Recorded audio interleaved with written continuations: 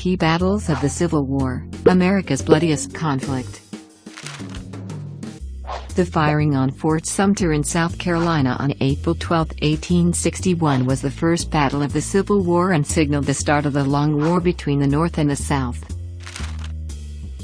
Fort Sumter was surrounded by Confederate forces, and although Major Anderson and his Union soldiers were running out of food and supplies, he refused to surrender the fort. The South bombarded Fort Sumter from all sides for 34 hours until Anderson finally surrendered.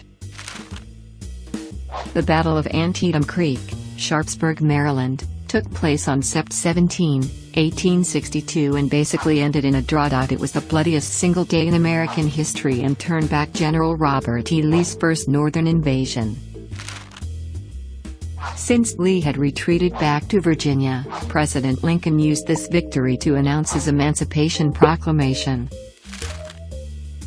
The Battle of Gettysburg, July 1 to 3, 1863, was the turning point of the war. General Lee had again invaded the North and was trying to defeat the Union Army once and for all. The battle took place over 3 days and both sides sustained heavy losses. There were over 51,000 casualties in this battle alone.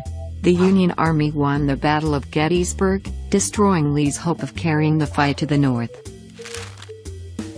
Lincoln delivered his Gettysburg address in November 1863, memorializing their sacrifices. The Siege of Vicksburg, Mississippi began in May 1863 and ended on July 4, 1863. Ulysses S. Grant and his Union forces converged on Vicksburg, trapping the Confederate Army inside the city. After 40 days they surrendered, which split the Confederacy in half and cleared the Mississippi River for Union forces. The Battle of Appomattox Courthouse, Virginia was one of the last battles of the American Civil War. It was the final engagement of General Lee's Army of Northern Virginia before he surrendered to U.S. Grant on April 9, 1865.